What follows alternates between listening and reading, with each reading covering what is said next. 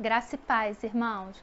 Nós estamos aqui reunidos para a nossa terceira aula da Escola Bíblica Dominical Online. Estamos estudando a carta de Paulo à igreja em Efésios.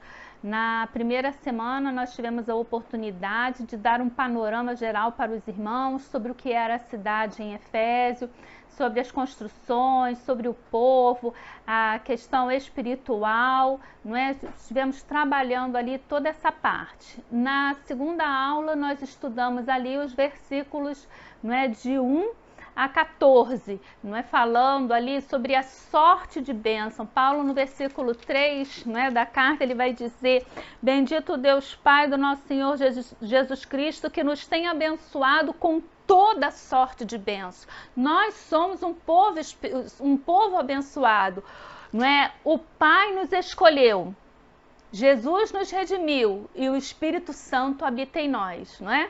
Ô glória, ô bênção, não é? Não existe bênção maior do que essa, não é? Por isso, na primeira parte nós estivemos ali falando sobre as riquezas. Nós somos um povo rico porque somos abençoados com toda sorte de bênção espiritual. A Trindade, Deus Pai, Deus Filho e Espírito Santo, eles investiram em nós. Por essa razão, nós somos o povo mais abençoado. E Paulo começa a carta aos Efésios, não é, com essa grande bênção ali, não é, falando de 3 a 14, falando sobre a grande bênção que nós recebemos da parte de Deus.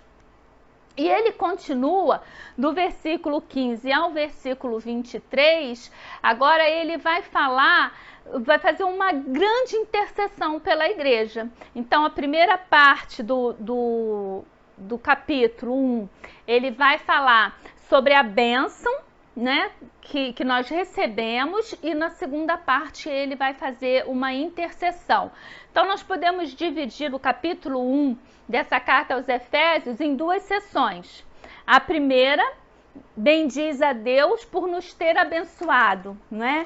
Em Cristo. Deus nos abençoou em Cristo. Quando Cristo veio, morreu, né, e foi ressuscitado, nós fomos abençoados. E a segunda sessão é a sessão em que Paulo ora pedindo que Deus abra os nossos olhos para entendermos plenamente esta bênção. O pastor Hernandes Dias Lopes, no seu estudo a carta, né, ele vai falar sobre essa questão de Deus abrir os nossos olhos para entendermos plenamente esta bênção, porque ele vai abordar dizendo que muitas das vezes nós não sabemos o quão rico nós somos. Nós somos ricos, Paulo disse lá na primeira parte. E agora Paulo vai dizer: Senhor, abra os olhos do teu povo, abra os olhos, não é, desses irmãos, para que eles possam entender o quão abençoados, o quão rico eles são. E é com esse pedido, para que Deus abra os nossos olhos, para que nós possamos entender toda a extensão daquilo que Ele nos tem proporcionado, que nós vamos estar orando nesse momento, dando início assim ao nosso estudo dessa manhã de sábado. Oremos. Amado Deus, eterno Pai, glorificado seja o teu nome. Nós te agradecemos, Senhor, porque nós somos um povo que o Senhor tem escolhido, o Senhor tem separado. Agora, Senhor, nós queremos te pedir que o Senhor abra os nossos olhos e as nossas mentes, para que nós possamos entender toda sorte de bênção que o Senhor tem reservado para a sua igreja. Em nome de Jesus, amém. Louvor e oração. Esse é o segredo da vida cristã saudável. Paulo escreve para nos encorajar a buscar o equilíbrio entre o louvor e a oração, porque em Cristo todas as bênçãos espirituais são nossas. E Paulo também continua orando para que conheçamos a plenitude daquilo que ele nos deu. Então, Paulo ele está orando, não é, agradecendo a Deus toda a sorte de bênção espiritual que ele deu àquela igreja, mas ele continua orando para que nós venhamos a conhecer a plenitude daquilo que ele nos deu. É interessante, irmãos, a gente abrir um parênteses nesse ponto aqui do estudo, para entendermos a realidade em que aqueles irmãos viviam, que não era uma realidade das muito fácil, né? Era uma realidade difícil. A igreja era composta em sua maioria por gentio, por escravos, não é? Por pessoas que viviam ali dentro de uma igreja que, como vimos nas aulas anteriores, era dentro de uma comunidade totalmente idólatra, e havia a questão financeira, não é, ali daquelas pessoas, e no entanto Paulo não está pedindo por nada dessas coisas. Paulo não está pedindo por nenhuma sorte de bênção material, não é, sobre a vida daqueles irmãos, o que até é válido, estarmos, não é, pedirmos a Deus bênçãos, não é, materiais para os nossos irmãos, para as nossas vidas. Mas aqui eu queria que os irmãos entendessem que nessa carta, nas orações de Paulo, Paulo está pedindo oração para que haja o pleno entendimento daquilo que Deus fez por aqueles irmãos. Quantas vezes nós oramos pedindo a Deus isso? Pleno conhecimento da sua palavra, pleno conhecimento daquilo que ele fez, daquilo que ele operou em nossas vidas. Não é? Um outro ponto que vale a pena a gente destacar entre essas duas sessões, né, os versículos de 1 a 14, de 15 a 23, é que ambos são, né, essencialmente trinitarianos. Vamos dar uma olhada? Né? Ambos os textos estão focados na questão da Trindade, em Deus, não é? Deus Pai, Filho e o Espírito Santo. Vamos fazer a comparação. No versículo 3 do capítulo 1, né, a primeira parte do versículo, Paulo vai dizer: bendito Deus e Pai, né? Então está focando ali em Deus Pai. No versículo 17, ele vai falar: para que o Deus. Então ambos estão falando de Deus Pai. A segunda parte, Jesus Cristo, voltemos ao versículo 3, ele vai dizer, então, bendito o Deus Pai do nosso Senhor Jesus Cristo. E no versículo 20, Paulo vai dizer, o qual exerceu ele em Cristo, ressuscitando-o dentre os mortos e fazendo-o assentar à sua direita nos lugares celestiais. Então aqui nós vemos a referência a Cristo. E por último, o Espírito Santo, né? Paulo vai dizer aqui, ainda no versículo 3, que nos tem abençoado com toda sorte de bênção espiritual nas regiões celestiais. E o versículo 17, ele vai dizer, vos concedo o espírito de sabedoria e de revelação no pleno conhecimento dele. Então, só aí uma curiosidade, né, para a gente estar vendo que ambas as partes, né, elas estão focadas, né, na Trindade. O Pai nos trouxe bênçãos através do Filho e por meio do Espírito. Por isso, podemos nos aproximar dele em oração, também através do Filho e por meio do Espírito. Eu vou repetir essa frase, né? Essa frase eu tirei do livro, não é, do John Stott, que, deixa eu passar aqui para os irmãos, a mensagem de Efésios, a nova sociedade de Deus. Então, né, o John Stott, ele colocou lá e eu achei muito interessante, né, e vou repetir para os irmãos. O Pai nos trouxe bênçãos através do Filho e por meio do Espírito. Por isso, podemos nos aproximar dele em oração, também através do Filho e por meio do Espírito. Paulo, ele está orando. Ele está orando, irmãos, por aquilo que ele ouviu falar daqueles irmãos. Olha só como começa o versículo 15, né? Aqui entrando na segunda parte, né, do estudo, de 15 a 23. Paulo ora pelos crentes. Então Paulo começa dizendo, por isso também eu, tendo ouvido a fé que há entre vós no Senhor Jesus e o amor para com todos os santos.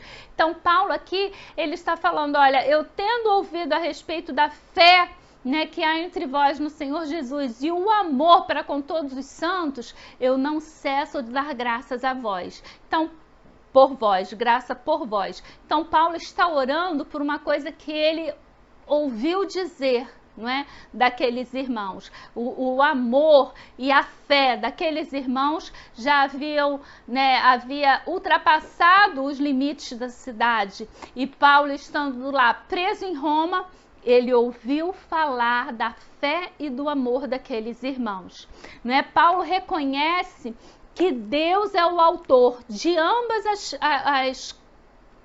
as qualidades, né, daqueles irmãos, a fé e o amor, porque ele vai dizer, olha, tendo ouvido a fé que há entre vós no Senhor Jesus e o amor para com todos os santos, não cesso de dar graça por vós, fazendo menção de vós nas minhas orações. Paulo reconhece, não é, que Deus é o autor daquelas qualidades naqueles irmãos, mas ele continua intercedendo, por isso ele vai dizer, né, não cesso de dar graça por vós, fazendo menção de vós em minhas orações, para que o Deus do nosso Senhor Jesus Cristo, o Pai da Glória, vos conceda um espírito de sabedoria. Então, ele reconhece, né, ele ouviu falar da graça, da fé e do amor daqueles irmãos. Ele reconhece que ambas as qualidades, né, foram dadas àqueles irmãos por Deus. E ele continua intercedendo, ele não está satisfeito com aquelas boas notícias que ele ouviu a respeito daqueles irmãos, porque ele continua intercedendo para que eles possam receber, né, toda sorte, não é? Para que eles possam receber não uma nova bênção, mas que eles possam receber entendimento para a bênção que eles já receberam em Cristo. Os irmãos entenderam?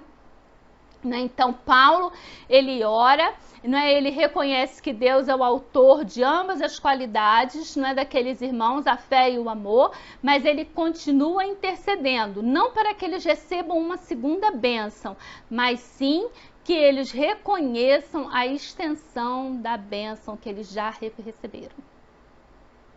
Esse reconhecimento ou esse entendimento das bênçãos que eles receberam, irmãos, ele só pode ser dado por meio da revelação do Espírito Santo. Por isso que Paulo coloca aqui, olha, né, vos concedo o espírito de sabedoria e de revelação no pleno conhecimento dele. Então, esse conhecimento, não é? Esse reconhecimento, esse entendimento, ele só pode ser possível por meio da revelação. Paulo ora então para que Deus conceda o espírito de sabedoria, de revelação, no pleno conhecimento. Mas Paulo ainda faz outra oração. A segunda oração que Paulo faz, não é? Ele vai orar para que saibamos qual a riqueza da glória da sua herança nos santos. Está lá no versículo 19. Não, vamos ler o 18. Iluminados os olhos do vosso coração para saberdes qual é a esperança do seu chamamento, qual a riqueza da glória da sua herança dos santos e qual a suprema grandeza do seu poder para com os que cremos, segundo a eficácia da força do seu poder. Então, Paulo faz um chamamento aqui, não é? Ele vai dizer, iluminando os vossos olhos, os olhos do vosso coração, para saber qual é a esperança do seu chamamento. O chamamento, ele faz, não é? Ele nos dá a ideia de olhar para trás, não é? O chamamento. No passado, não é? No Velho Testamento, quando estudamos o Velho Testamento, nós estudamos que o Senhor chamou o povo de Israel, né, para ser um povo santo, uma nação santa, mas eles não cumpriram, não é? Eles não atenderam os desígnios de Deus. Então agora, dentro dessa nova sociedade, não é, criada por Deus, aonde a bênção ela não vai mais só para os judeus, mas ela atinge também os gentios. Todos nós fomos chamados para sermos povo santo, nação santa, não é? Então todos nós somos herdeiros, fomos chamados. Então chamamento, não é? Aqui ele dá a ideia de olhar para trás, lá para o começo, não é? A herança de Deus, não é? Quando Paulo vai falar aqui,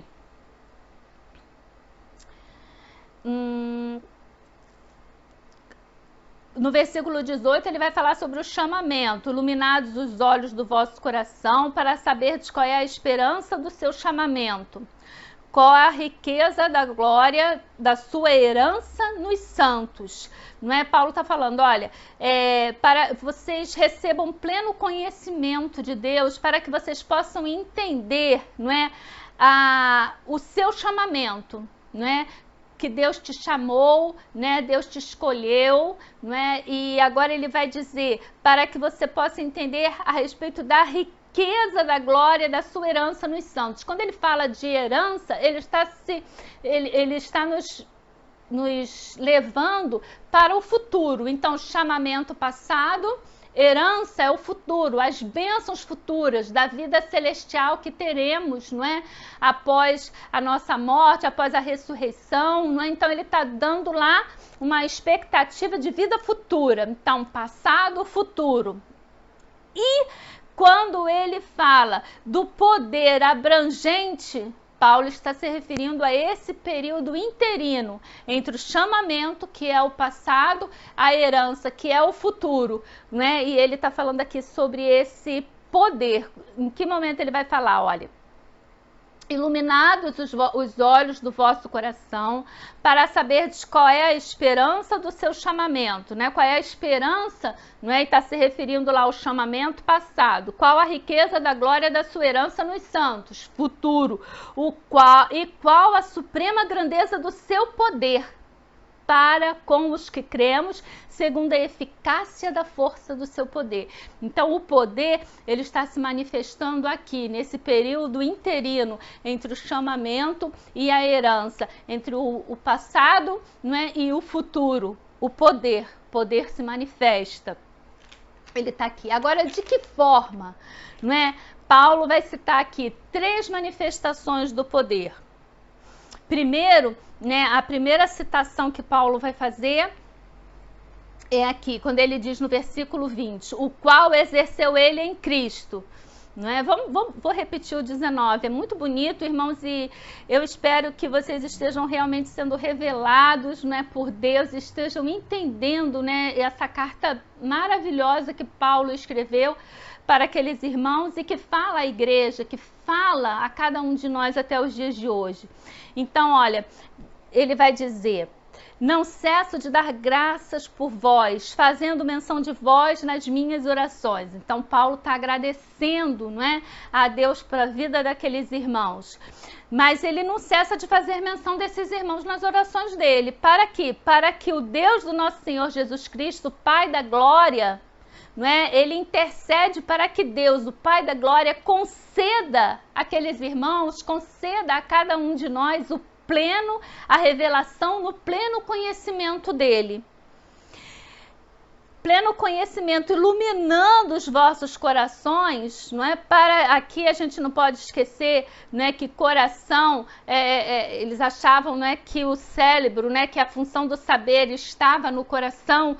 Então aqui é iluminando as vossas mentes, iluminando aí o seu entendimento, para você saber qual é a esperança do seu chamamento. Então eu oro pedindo a Deus para que vocês, dando graças a Deus pela vida de vocês, mas também pedindo a Deus o pleno conhecimento, né, que vocês recebam o pleno conhecimento, sejam revelados no pleno conhecimento do seu poder, que vocês, né, tenham as vossas mentes e os vossos corações iluminados para saber qual é a esperança do seu chamamento, né? Por que vocês foram chamados, qual a riqueza da glória, da herança que vocês vão, dos santos, né? Aquilo que vocês irão receber, quais são as promessas de Deus para a vida futura e qual é a grandeza do seu poder, né, para com os que cremos, segundo a eficácia do seu poder. E aí ele começa a revelar o qual exerceu ele em Cristo, ressuscitando-o dentre os mortos. Então o poder de Deus,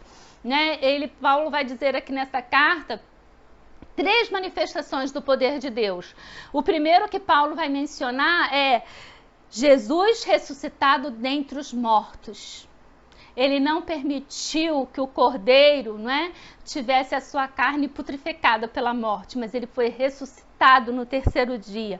Não é? Então ele exerceu o seu poder em Cristo, ressuscitando-o dentre os mortos. E aí ele vai dizer, fazendo-se assentar à sua direita nos lugares celestiais. Esse é a segunda manifestação que Paulo vai estar citando aqui no versículo 20, quando ele diz, né, ele ressuscitou a Cristo dentre os mortos e ele o fez se assentar, né, à sua direita nos lugares celestiais. E ele vai dizer, acima de todo principado, potestade, poder e domínio e de todo nome que se possa referir, não só no presente século, mas também no vindouro. E pôs todas as coisas debaixo dos seus pés, para ser o cabeça de todas as coisas, o deu à igreja. Então a terceira manifestação que Paulo está citando aqui é que Deus colocou Jesus como cabeça sobre todas as coisas e deu à igreja, o qual é o seu corpo. Nós somos o corpo de Cristo. Eu espero que os irmãos tenham gostado, que os irmãos estejam entendendo. Eu estarei lá no grupo do WhatsApp. Se os irmãos tiverem alguma dúvida, os irmãos entrem lá e vamos estar conversando durante toda essa manhã. Não se esqueçam de se inscreverem no nosso canal. Está lá em vermelhinho. Enquanto você não é inscrito, fica assim, letrinhas, não é, garrafais lá escrito inscrever-se. Se inscreva e dê um like, né? Ou um dislike se os irmãos não tiverem gostado, mas faça uma manifestação, porque isso é importante para que o nosso canal possa subir lá no YouTube, né? Que a graça e o amor de Deus sejam com todos os irmãos. Amém.